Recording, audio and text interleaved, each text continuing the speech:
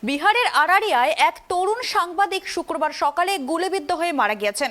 Police জানিয়েছে, অজ্ঞাত পরিচিত দুষ্কৃতীরা খুব সকালে তার বাড়িতে এসে ডাকাডাকি করে। দরজা খোলার পর দুষ্কৃতীরা ঘরে ঢুকে তাকে গুলি করে পালিয়ে যায়।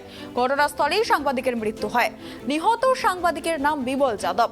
এদিকে ঘটনাকে কেন্দ্র করে আরারিয়া শহরে বহু মানুষ আইন শৃঙ্খলা পরিস্থিতির অবনতির প্রতিবাদে পথে নেমেছেন।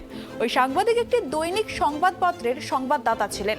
মনে করা হচ্ছে, এলাকার কোনো খবরকে কেন্দ্র করে কোনো মহলের স্বার্থে ঘা লাগার কারণে এই হত্যাকাণ্ড। বিহারে এর আগেও এই কারণে সাংবাদিক হত্যার ঘটনা ঘটেছে।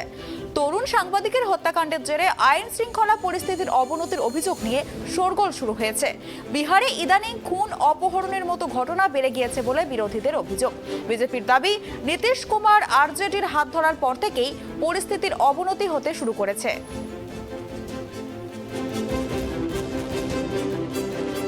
सुबह करीब 5:30 बजे रानीगंज बाजार अंतर्गत विमल जी जो दैनिक जागरण के पत्रकार हैं, चारों तरफ सभी उनके दरवाजे पर पहुंचते हैं और आवाज देते हैं।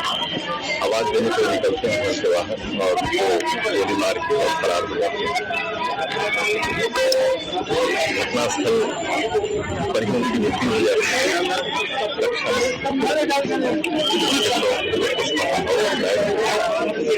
घटनास्थल पे डॉग स्क्वाड बुलाया गया है। वहाँ के बड़े पदाधिकारी अनुसंधान के लिए कार्रवाई कर रहे हैं। जल्द अपराधियों को गिरफ्तारी की दिशा में हम लोग प्रयास कर रहे हैं। सर, घटनास्थल पर से जिंदा गोली भी बरामद हुई है। एक खोखा मिला है, एक ही गोली चली है जो उनके राइट साइड में सीने में लगी है और एक खोखा बरामद हुआ और हम लोग बहुत जल्द इसमें अपराधियों का पहचान हो पाया क्या?